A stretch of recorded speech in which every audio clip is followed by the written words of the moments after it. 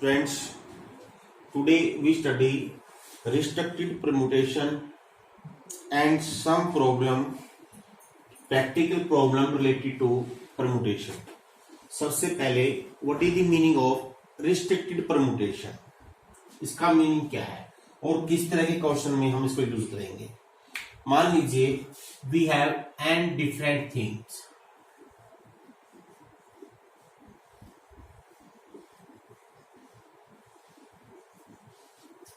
In which if we want p particular things, अगर हम ये चाहें कि p particular जो things है they occur together. occur together mean एक ही साथ आए, इकट्ठी आए। इसका मीनिंग क्या हुआ कि n में से p वस्तु ऐसी हैं जो एक ही साथ रहेंगी, यानी कि आपस में एक ग्रुप में आपस में एक नजदीकी रहेंगी, यानी एक दूसरे के आस पड़ोस में रहेंगी, नेबरहुड में रहेंगी। तो कितनी परम्यूटेशन पॉसिबल है। तो क्वेश्चन हमारा क्या बनेगा, total number of arrangements in which n things n different things can be arranged या permuted in which p particular thing occur together. इस क्वेश्चन को हम कैसे करते हैं, हम पहले क्या करेंगे, जो n थिंग्स हैं इनमें से p थिंग्स को बाहर निकाल लेते हैं। मान लीजिए p थिंग्स को बाहर निकाल लिया और इनको एक पैकेट में बांध लिया, टाइप कर दिया, इनको हमने एक मान लिया। Let us consider this thing A one thing. अब हमारे पास टोटल थिंग कितनी बन गई, n में से मैंने p बाहर निकाल दी, कितनी रहेगी n माइनस p, लेकिन मैंने इसको एक मान लिया है। अब ये कितनी होगी n minus p plus one. अब क्वेश्चन हमारा ये बन गया है, अगर x की value n minus p plus one हो, देन नंबर ऑफ वेज या नंबर ऑफ अरेंजमेंट्स किसकी, of x things. x things की कितनी अरेंजमेंट होंगी, x फैक्टोरियल, जितनी वस्तुएं उतने ही फैक्टोरियल। और x की वैल्यू क्या है अब यहां पर n minus p plus one. समझ में आ गया। लेकिन जो p थिंग्स हमने इकट्ठी बांध रखी हैं, एक ही बांध रखा है, यानी इस ग्रुप में p वस्तुएं हैं, अब ये भी आपस में अरेंजमेंट करेंगी। कितने तरीके से, भी पहले कौन सी वस्तु आए फिर कौन सी आए। This can be way in how many way, जितनी वस्तुएं उतनी फैक्टोरियल। तो इसका मीनिंग ये तो था, इनको हमने अरेंज करना। अब इनमें जो p वस्तुएं एक साथ बांधी हुई हैं, they can be arrange among themselves by p factorial. तो total means required number of arrangements कितनी हो गई, by the law of counting, principle law of counting. एक काम करने के इतने तरीके, दूसरा काम करने के इतने तरीके, दोनों ही काम करने हैं एक साथ, दोनों को कर दीजिए multiply. Very simple to remember this. ये क्या होगी, number of arrangements in which and different thing can be arrange in which p particular thing occur together. अब और देखिए और कितने तरह की रिस्ट्रिक्शन हो सकती हैं। ये तो हमारा था पहला, जिसमें p थिंग एक साथ आए। नंबर 2, अगर हम ये कह दें n थिंग्स को अरेंज तो करना है, लेकिन इनमें से x थिंग्स हमने लेनी नहीं है, कैन नॉट टेक, इनको कंसिडर नहीं करना है, एक्सक्लूड करना है। समझ लीजिए सबसे एक्सक्लूड करना है, यानी कि ऐसी अरेंजमेंट जिसमें से x थिंग्स कभी नहीं लेनी हो। कितनी अरेंजमेंट है, आसान सा सवाल हो गया। क्या करेंगे, जो चीज नहीं लेनी है उनको पहली बार निकाल दें, कुल में से x को पहले ही बार निकाल दें, कितनी रहेगी n माइनस एक्स। इसका मीनिंग हमारे पास अब इतनी बच गई हैं। अब टोटल नंबर ऑफ वेज क्या होगा, इसका फैक्टोरियल। सिंपल सा तरीका देते हो, यानी इस क्या हो गया, जब कुछ पर्टिकुलर वस्तुएं कभी ना लेनी हो। अब एक दूसरा को देखिए, मान लीजिए n थिंग में से, अच्छा एक चीज देखिए, थोड़ा सा इसमें हम तुमको निकालना भूल गए हैं। ये था n में से, ये तो जितनी बची सारी लेनी है। अगर इस क्वेश्चन को मैं ये कह दूं number of arrangements of r things को अरेंज करना हो, मान लीजिए, यानी अब ये अलग टाइप का क्वेश्चन बनेगा। n में से r वस्तुएं अरेंज करनी है, लेकिन एक्स थिंग्स नहीं लेनी है। मान लीजिए हमारे पास 16 प्लेयर है, अपने 11 की टीम चूज करनी है, तो हमने में से 5 प्लेयर बाहर निकाल देने हैं। तो ये क्या हो गया, अभी 16 में से 5 बाहर निकालिए और 11 सेलेक्ट करने हैं।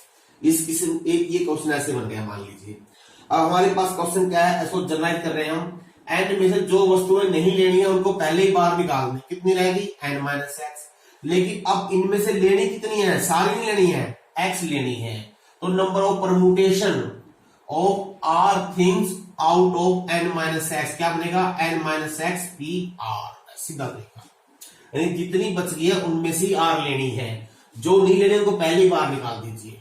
अब एक अलग तरह का क्वेश्चन हो सकता है, एक क्या हो सकता है, मान लीजिए n डिफरेंट थिंग में से r to be select, r to be arrange. अब यहां पर हम पहले अरेंजमेंट की बात कर रहे हैं, सिलेक्शन की बात बाद में करेंगे। लेकिन इसमें कंडीशन क्या है, in which some things, suppose something means let us take x always taken, यानी चाहे कितनी भी अरेंजमेंट करें x थिंग्स तो हमेशा लेनी ही लेनी है। ये x पर्टिकुलर थिंग्स हैं, ये कुछ वस्तुएं हैं जो स्पेशल है, जो हर अरेंजमेंट में आएगी। अब कितनी अरेंजमेंट पॉसिबल है, क्वेश्चन समझ में आ गया। आर कुल अरेंजमेंट करनी है, मीन कुल वस्तुएं लेनी है हमने आर थिंग कहां पर आएगी, आर प्लेसेस पर आएंगी।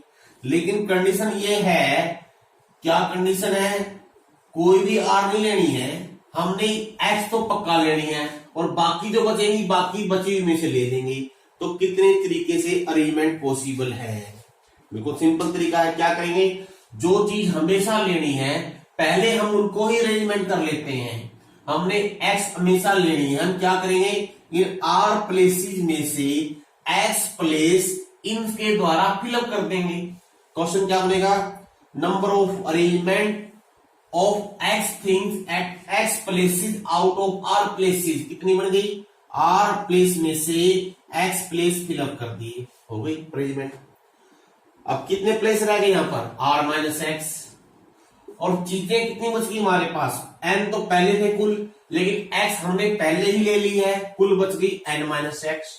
अब क्वेश्चन क्या बच गया, एन माइनस एक्स, यानी बची हुई वस्तुओं में से बचे हुए प्लेस फिलअप करने हैं। बची वस्तुएं कितनी है, एन माइनस एक्स, बचे हुए प्लेस कितने हैं, आर माइनस एक्स, बस total number of. By law fundamental of principle, दोनों काम एक साथ करने हैं, दिस इनटू दिस। अब चाहो तो इसको आगे सिंप्लीफाई कर लो, इसको ऐसे लिखा रहने दो, मर्जी आपकी। और इसको आगे सिंप्लीफाई करो, क्या आएगा, r factorial, this minus this, r minus x factorial, n minus x factorial, and this minus this करोगे एन माइनस आर फैक्टोरियल। या वैसे सबसे आसान तरीका है इसको ऐसे क्या करना इसकी बजाय। तो ये हमारे पास रिस्ट्रिक्टेड परम्यूटेशन हो गई है। अगर हमने कुछ पर्टिकुलर थिंग हमेशा लेनी हो, कुछ पर्टिकुलर थिंग्स कभी नहीं लेनी हो, या कुछ थिंग हमेशा एक साथ रखनी हो, इस तरह के क्वेश्चन, जैसे हम कुछ क्वेश्चन लिखते हैं आपको। जैसे पहला एग्जांपल देखिए, in how many way 10 people line up on A ticket window of cinema hall, 10 आदमियों को एक लाइन में खड़ा करना है। ऑब्वियसली 10 आदमी 10 ही प्लेस पे खड़े होंगे, जिसमें 10 में से 10 की अरेंजमेंट करनी है, 10 पी 10 या 10 फैक्टोरियल, बस एक लाइन का आंसर होगा। Number of required number of arrangement, simple answer. अगला देखिए, I take example number 4, in how many way 5 men plus 4 women can be seated in a row. ध्यान दीजिए, इन 9 पर्सन को एक रो में अरेंज करना है। ऑब्वियसली 9 पर्सन है, 9 प्लेस, 9 ही प्लेसेस पर अरेंजमेंट होगी, ये 9 प्लेस होगी। मान लीजिए 9 चेयर है, यहां पर आपने इनको अरेंज करना है, इनको बिठाना है। अब कैसे बिठाना है, क्या कंडीशन दे रखी है, देखिए, if women occupy the even place, जो वुमेन है इवन प्लेस पे आए, तो यहां पर कंडीशनल या रिस्ट्रिक्टेड परम्यूटेशन होगी। ऐसा नहीं कि आर्बिट्रेरी कहीं बिठा देंगे। हम पहले क्या करेंगे, जो इवन प्लेसेस है, जैसे ये फर्स्ट प्लेस हो गया, ये सेकंड, ये थर्ड, फोर्थ, फिफ्थ, 6, 7, 8, 9। क्वेश्चन क्या है, वुमेन 1 3 5 7 9 कहीं पर भी नहीं आएगी। वुमेन के लिए हमारे पास कितने प्लेस है, 1 2 3 4, यानी वुमेन को सिर्फ इन 4 प्लेसेस पर ही आपने अरेंज करना है। इसका नंबर ऑफ प्लेसेस कितने हुए, 4, वुमेन कितनी है, 4, तो number of way to arrange या to fill the seat by women, 4 में से 4 ही फिलअप करनी है, 4p4। ये तो होगी 4 फैक्टोरियल। यानी हमने इस तरह से इतने तरीके से, तरीके हैं, इतने मेथड से वुमेन को हम अरेंज कर सकते हैं। अब बाकी प्लेस कितने बच गए, 5, और मैन कितने हैं, 5। इन 5 को 5 ही वे 5p, दैट इज 5p5 होता है 5 फैक्टोरियल। अब टोटल नंबर ऑफ एलिमेंट कितनी होगी, 4 फैक्टोरियल इंटू 5 फैक्टोरियल, बस आगे आसान सी चीज है। ये क्यों है, by the law of fundamental counting. Next देखिए, in how many way 5 children disarrange in line such that, यहां पर भी रिस्ट्रिक्टेड कंडीशन है। पहली कंडीशन क्या है, 2 पार्ट है इसमें, 2 पर्टिकुलर चिल्ड्रन ऑलवेज टूगेदर, इनके 2 पर्टिकुलर चिल्ड्रन हैं, 2 स्टूडेंट कहते हैं कि हम इकट्ठे ही आएंगे, आगे पीछे ही रहेंगे, तो कितनी अरेंजमेंट होगी, तो अपने पहले क्या करना है, जो 2 पर्टिकुलर पर्सन इकट्ठे आने हैं उनको हम एक मान लेंगे। Let these 2 children be tie up as a single child, तो 5 में 2 गए, कितने रह गए, 3। अब क्योंकि 3 तो रिमेनिंग रह गए, लेकिन इन 2 को मैंने एक माना हुआ है, तो 3 रिमेनिंग और ये 1 क्या बन गए, 4, 3 + 1 4। इसका मीनिंग क्या हो गया, हमने इन 4 को अरेंज करना है। ऑब्वियसली देख 4 can be arrange in how many veg, 4p4 that is 4 factorial. लेकिन इन 4 में कहीं ना कहीं 2 ऐसे चिल्ड्रन है, या तो यहां पर आएंगे, या यहां पर, या यहां पर, या यहां पर, लेकिन दे कैन बी अरेंज, मान लो यहां पर आ गए, अब दे कैन बी अरेंज, भाई पहले कौन दूसरा कौन, दे can be arrange among themselves, आपस में चेंज करेंगे बस वो, मान लो यहां पर राम है या श्याम है, या श्याम यहां है राम यहां है, they can be arrange by 2 factorial way. तो टोटल नंबर ऑफ वे क्या हो गए, 4 factorial into 2 factorial, that is answer. कौन सा आंसर है ये, जब 2 चिल्ड्रन इकट्ठे आते हैं। इसका अगला पार्ट क्या है, when 2 particular children never together, अब उल्टा हो गया, भाई 2 बच्चे कहते हैं हम इकट्ठे नहीं आएंगे, भाई अलग अलग बैठेंगे, आगे पीछे नहीं बैठेंगे। अब क्या करना है हमने, सबसे पहले क्या करेंगे, जो 5 के 5, अगर 5 के 5 हम किसी भी तरह से अरेंज करें, टोटल नंबर पाएंगे 5 फैक्टोरियल, और इसमें से घटा दें जिसमें दोनों इकट्ठे आते हैं, वो कितने थे हमारे, हमने क्वेश्चन क्या था, 4 फैक्टोरियल 2 फैक्टोरियल। ये 4 फैक्टोरियल 2 फैक्टोरियल क्या था, जब दोनों इकट्ठे बैठते हैं, और ये कुल क्या है, कुल कितनी पॉसिबल है, और कुल में से अगर इकट्ठे बैठने वाले हटा देंगे तो क्या आएगा, जब दोनों इकट्ठे नहीं है। और देखिए, in how many ways 3 mathematics book, 4 history book, 3 chemistry book, 2 biology book can be arranged on a shelf that so that all the books of same subjects are together। ये क्या है, हमने इनको एक शेल्फ में, एक अलमारी में अरेंज करना है। ऐसे नहीं अरेंज करना मतलब पहले मैथ आ जाए बाद में हिस्ट्री या केमिस्ट्री, ऐसे नहीं है। क्वेश्चन क्या है, एक सब्जेक्ट की बुक इकट्ठी रहेंगी, 3 बुक्स को पहले एक मान लीजिए, एक सेट के रूप में मान लो, इन 4 हिस्ट्री बुक को भी एक सेट मान लेते हैं, इन 3 केमिस्ट्री बुक को भी एक सेट मान लेते हैं, 2 बायोलॉजी बुक को भी एक सेट मान लेते हैं। तो अब हमारे पास कितने सेट हो गए, 1 2 3 4। अब इन 4 चीजों को हम 4 फैक्टोरियल तरीके से अरेंज कर सकते हैं। अब इंडिविजुअल आ जाइए, अब जो हमने पहला सेट ले रखा है इसमें 3 मैथ की बुक है, अब they can be arrange among themselves by 3 factorial ways. 4 history की बुक है, they can be arrange by 4 factorial. 3 chemistry book है, they can be arrange 3 factorial. 2 biology की बुक है, they can be arrange by 2 factorial. अब इसमें बच्चों एक ध्यान देना है, आगे से आगे आएगा चीज, जो हम 3 मैथ की बुक अरेंज कर रहे हैं, हम यहां मान के चल रहे हैं ये तीनों मैथ की बुक अलग अलग हैं, ये नहीं कि सेम बुक है। ये मान लीजिए एक +1 की बुक है, एक +2 की बुक हो सकती है, या एक पहला पार्ट है दूसरा पार्ट है, ऐसे ही हम सभी बुक को डिफरेंट मान के कर रहे हैं। अगर सभी तीनों बुक एक जैसी होंगी तो फिर ये 3 फैक्टोरियल नहीं बनेगा, फिर तो कोई फर्क पड़ता है नहीं कौन सी बुक पहले कौन सी बाद में है, वो दिखाई देने में कैसे दिखाई देंगे आपको, एक ही पॉसिबल होगा तरीका फिर तो। और देखिए, how many 3 digits number can be found by using 1 to 9 when digits not repeated. Simple तरीका है, 3 डिजिट्स के नंबर बनाने हैं और रिपीट नहीं करने हैं। इसका मतलब 3 चीज चाहिए, कुल 9 है, 9 में 3 arrangement, 9p3, that's simple. How many 4 digits number are there with distinct digits. इसमें 4 अंकों की संख्या बनानी है। आप इसमें कोई भी यूज कर सकते हैं 0 से 9 तक, लेकिन डिस्टिंक्ट यूज करना है, रिपीट नहीं करना है। अब यहां पर देखो, इसमें 0 नहीं था इसलिए हमने इसको कंसिडर ही नहीं किया, लेकिन इसमें 0 दे रखा है। और आप जानते हो इस प्लेस पे, 1000 प्लेस पे 0 नहीं आनी चाहिए, क्योंकि अगर यहाँ 0 आ गई तो 3 अंकों का माना जाएगा। इसलिए इसके लिए चॉइस कितनी है, 9। यानी जो 1000 प्लेस है, they can be filled by 9 ways into. अब बाकी बच गए 3 प्लेस। अब यहाँ पर बचे हुए जो नंबर है, एक नंबर यहाँ यूज हो जाएगा। अब 0 से 9 तक 10 नंबर में से एक नंबर यूज हो गया, बाकी बच गए 9 नंबर। अब 9 में से कोई भी 3 नंबर कैसे भी अरेंज कर लीजिए, 93, that is answer. How of this how many are odd number, इसका सेकंड पार्ट है। अब इनमें से ओड कितने बनेंगे, ओड कितने बनेंगे।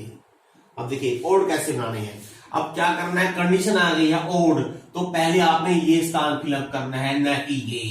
अब इस फिलअप को 0 से 9 तक ओड कितने हैं, 5 अंक, तो इसको फिलअप करने के 5 तरीके हो गए। अब इसको फिलअप करेंगे। अब क्योंकि एक नंबर यहां आ चुका है और 0 यहां लेनी नहीं है, तो इसको फिलअप करने के 8 तरीके हो गए। अब 2 नंबर यूज हो गए, एक यहां यूज हो गया, एक यहां यूज हो गया। अब बाकी 8 में से कोई भी 2 ले लीजिए जो आपने यहां फिलअप करने हैं। They can be arrange how many veg, 8p2। तो इस पहले स्थान को फिलअप करने के 8 तरीके, इसको फिलअप करने के 5 तरीके, into this. These are the total possible odd numbers.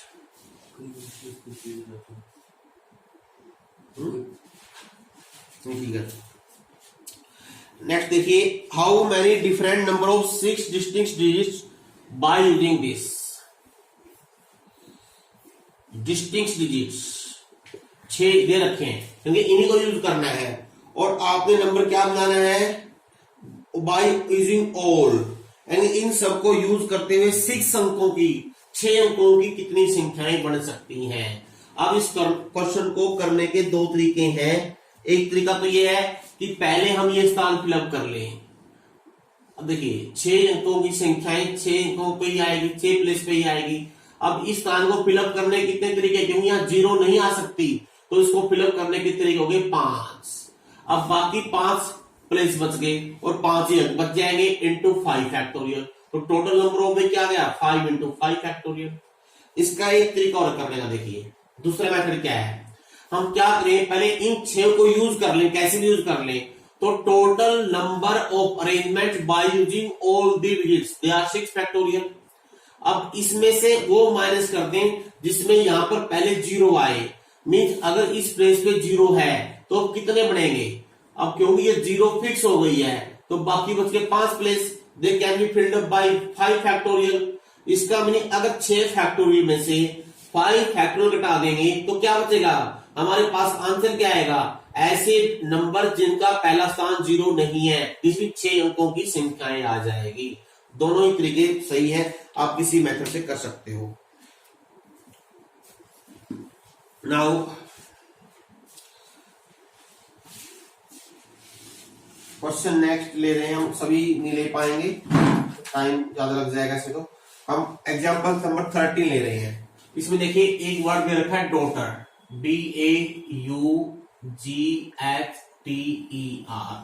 अब इसके कुछ पार्ट है। पहला पार्ट है टेकिंग ऑल लेटर टुगेदर, यानी इस डॉटर के अंदर जितने लेटर आए हुए हैं अगर हम इन सबका यूज कर लें, इन सबका यूज करते हुए कुल कितने वर्ड बन सकते हैं। जितने लेटर हैं उतने फैक्टोरियल। कितने लेटर हैं, 1 2 3 4 5 6 7 8। तो पहले पार्ट का आंसर होगा 8p8 या 8 फैक्टोरियल। साधारण सी भाषा में लिख लीजिए 8 फैक्टोरियल या 8p8, दोनों एक ही बात है। ये पहला पार्ट हो गया। क्या आंसर होगा इसका, क्वेश्चन क्या बना, number of way to arrange all the letter of this word. दूसरा पार्ट क्या देखिए, दूसरा पार्ट है इसमें बिगिनिंग विद डी, डी से बिगिनिंग हो, मीन्स पहली पोजीशन फिक्स होगी। अब बाकी जो 7 प्लेस है they can be filled by 7 factorial. ये दूसरा पार्ट हो गया। तीसरा पार्ट है beginning with D and ending with R. इसमें पहला डी हो गया और लास्ट में आर हो गया। बाकी 6 प्लेस बच गए और 6 लेटर है, 6 फैक्टोरियल हो गया। तीसरा पार्ट देखिए, ऑल वोवल्स बीइंग टुगेदर।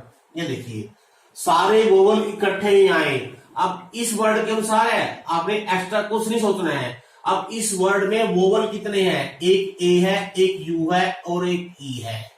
अब ये क्वेश्चन क्या होगा, जब हमने कुछ वर्ड इकट्ठे रखने हैं, कुछ चीजें इकट्ठी रखनी है, हम क्या करेंगे, अब इन 8 में से इन 3 को पहले बाहर निकाल लेते हैं। कुल 8 थे, 8 में 3 बाहर गए, कितने रह गए, 5। अब इन 3 का एक ग्रुप बना लेते हैं, क्योंकि इन 3 वस्तुओं को we consider a single letter. Now 5 + 1 कितने बनेंगे, 6। Now we have to arrange 6 things at 6 different places in how many ways, 6 factorial ways. अब क्योंकि ये 3 चीजें एक साथ जो रखी गई हैं, ये भी आपस में अरेंजमेंट करेगी, या तो ऐसे आएगी, ऐसे आएगी एंड सो ऑन। इसका mean they can be arrange in how many veg, 3 factorial veg. बस सिंपल सा आंसर हो गया। ये 6 फैक्टोरियल इंटू 3 फैक्टोरियल क्या है, number of arrangements of the letter of this word in which all the vowel occur together. और last part क्या है, all the vowel do not occur together. सभी वोवल इकट्ठे ना आए, तो टोटल में से इकट्ठे आए घटा देंगे, तो ये आपका आंसर आ गया। एक और देखिए, this is very important question.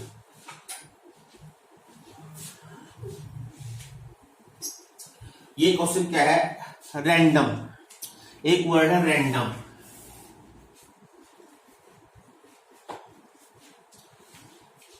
If all the letter of the word in this word written arbitrarily, यानी randomly लिखते रहे, तो what is the rank of random? random का रैंक क्या होगा? मैथमेटिकली रैंक का मीनिंग क्या है, कहता हूं आपको। अगर हम इस रैंडम वर्ड में यूज होने वाले सभी लेटर को यूज करते हुए डिक्शनरी के अकॉर्डिंगली लिखें, जैसे जानते हो डिक्शनरी कैसे लिखते हैं, पहले ए से स्टार्ट होने वाले, फिर अगर डबल ए हो तो डबल ए से आ जाएगा, डबल ए ना हो तो फिर इसका बी लेटर आएगा या ए सी आएगा। ऐसे इसके अनुसार अगर इनको लिखते रहें तो हमारा जो वर्ड है रैंडम आ से शुरू हो रहा है, ये रैंडम डिक्शनरी में कहां पर आएगा। जैसे आपको पता है रैंडम में कुल कितने वर्ड बनेंगे, रैंडम के अनुसार इसमें है 6 फैक्टोरियल, यानी कुल 6 फैक्टोरियल वर्ड बनेंगे। अगर हम इन 6 फैक्टोरियल वर्ड की डिक्शनरी बनाए तो उस डिक्शनरी में रैंडम कहां पर होगा, वही इसका रैंक कहलाएगा। सिंपल सी भाषा में इसका मीनिंग ये है। अब इसका क्या तरीका देखिए। अब ये पहले अल्फाबेटिकली देखिए, हमारे जो वर्ड है इसमें देखना है, आपकी भूल जाइए इसमें कौन सा लेटर पहले आएगा, कौन सा बाद में, उसकी नंबरिंग कर लीजिए। आप जानते हो जो ए है फर्स्ट पोजीशन पे आएगा, इनमें से ही ए के बाद इनमें क्या आएगा, डी आएगा, 2 लिख लीजिए 2 नंबर पे, और इसके बाद क्या आएगा, एम, फिर आएगा एन 4 पे, फिर ओ आएगा 5 पे, फिर आर आएगा 6 पे। समझ में आ गया चीज। इसका मीनिंग क्या हुआ, जो हमारा वर्ड है रैंडम, ये सबसे लास्ट में आर, जो आर से शुरू होंगे तब शुरू होगा। इसका मीनिंग आर से पहले ये सारे लेटर आएंगे, मीन्स ए से शुरू होने वाले भी पहले आएंगे, एन से शुरू होने वाले पहले आ जाएंगे, डी से शुरू होने वाले भी, ओ से शुरू भी और एम से शुरू होने वाले भी। तो वो 1 बाय 1 शुरू करते हैं। मान लो पहले ए आता है तो पहला लेटर ए ही है, तो इसका मीनिंग हम बाद में कैसे भी लिखते रहे, सारे के सारे जो वर्ड है वो रैंडम से पहले आएंगे, और ये कितने बनेंगे, इंटू 5 फैक्टोरियल, यानी कि ए से स्टार्ट होने वाले 5 फैक्टोरियल वर्ड बनेंगे। ये 5 फैक्टोरियल वर्ड रैंडम से पहले आएंगे ही आएंगे। इसी प्रकार डी से शुरू होने वाले भी पहले आएंगे। ये 5 है, इसको 5 से गुणा कर दीजिए तो क्या हो जाएंगे, हम ऐसे लिख रहे हैं, number of word start before R. ये आर से शुरू होने से पहले कुल कितने वर्ड बन जाएंगे, 5। 5 किसके लिए, ए आए या डी आए या एम आए या एन या ओ, ये 5 है, और गुणा में 5 फैक्टोरियल। कितना आ गया देखिए 5 गुणा 5 गुणा 4 गुणा 3 गुणा 2 गुणा 1 कितना होता है ये 5 गुणा 120 दैट इज 600 सॉरी 600 वर्ड तो ऐसे हैं जो आर से शुरू नहीं होंगे, आर से पहले आ ही जाएंगे। अब देखते हैं, अब हमारी पहली पोजीशन होगी आर, आर ही आएगा तो इसमें ए वाले भी पहले आ लिए, एन वाले भी आ लिए, डी वाले भी आ लिए, ओ वाले भी और एम वाले भी। अब ये आर की पोजीशन शुरू होगी, इसको भूल जाओ। अब ये आर यहां से काट दीजिए। अब हमारे रैंडम वर्ड में नेक्स्ट लेटर क्या है ए, और आपको पता है इस ए से पहले इनमें से कोई भी नहीं आ सकता, पहले ए ही आएगा, ऑब्वियसली यहाँ पर ए ही आएगा। हमने रैंडम वर्ड अपने आप बन जाएगा, यहाँ पर ए ही फिक्स हो गया हमारा। अब ए को भूल जाओ। अब थर्ड पे आओ, थर्ड पे क्या एन, एन क्या 4 पोजीशन, और आपको दिखाई दे रहा नंबरिंग क्या दिखाई दे रहा 1, 4 से पहले 2 भी आएगा 3 भी आएगा। इसका मीनिंग आर ए से शुरू होने के बाद 2 ऐसे लेटर हैं जो एन से पहले आएंगे, क्योंकि 2 और 3 इसको फिलअप करने के 2 तरीके मान लीजिए आप। यानी कि अगर हम यहाँ डी लिखें या एम लिखें, वो सारे आर ए एन से पहले आएंगे। अब ये 3 पोजीशन फिलअप होगी और बाकी 3 कैसे भी फिलअप कर दो, 3 फैक्टोरियल भी हो गए, वो सारे इससे पहले आ जाएंगे। कितने बनेंगे 2 into 6 दैट इज 12। ये 12 वर्ड कौन से हो गए जो आर ए से शुरू होते हैं, लेकिन थर्ड जो लेटर है वो एन नहीं है। क्लियर। अब थर्ड लेटर की पोजीशन फिक्स करते हैं। आर पहले हो गया फिक्स ए, अब एन भी फिक्स हो गया। अब ये 3 लेटर का एक ग्रुप बन गया है। अब इन तीनों को भूल जाइए आप। अब आते हैं फोर्थ पोजीशन पर। फोर्थ में हमारे पास डी है, और आपको दिखाई दे रहा है बचे हुए लेटर में डी से पहले ना तो ओ आएगा ना एम आएगा, ऑटोमेटिकली डी की पोजीशन अपने आप फिक्स हो गई, डी भी पहले निकल गया। अब डी को भूल जाइए। अब आइए ओ पे, ओ के बाद क्या एम, हम जानते हैं 5 से पहले 3 आता है, ऑब्वियसली यहाँ एम आएगा और एम का एक ही तरीका है और फिर डी आएगा, तो एक वर्ड ये बन गया जो रैंडम से पहले आएगा। अब एम को भी आप हमारी अब जो 4 तो फिक्स हो गए थे पहले से ही, अब 5वां फिक्स कर लो ओ। अब ऑब्वियसली लास्ट क्या एन ही है, यानी कि रैंडम से पहले ये इतने वर्ड बढ़ चुके हैं। इसका मीन रैंडम की पोजीशन कौन सी हुई 600 प्लस 12 प्लस 1 और प्लस 1 इसकी, यानी कि ये जो वर्ड है 614वीं पोजीशन पर आएगा। अगर रैंडम वर्ड में यूज हुए सभी लेटर को से जितने वर्ड बनेंगे, बाकी लेटर भूल जाइए, सिर्फ हमारी 6 ही हमारे पास ये लेटर दे रखे हैं, इनका यूज करके हमने सभी वर्ड बनाने हैं और उनको डिक्शनरी के अनुसार लिखना शुरू कर दें, तो रैंडम जहां पर आएगा वही उसकी रैंक कहलाएगी। और रैंडम कहां पर आएगा 614 पोजीशन के ऊपर, और यही आपका आंसर कहलाएगा। तो आज के लिए आपने इतना ही करना है, practical problem related to some permutation.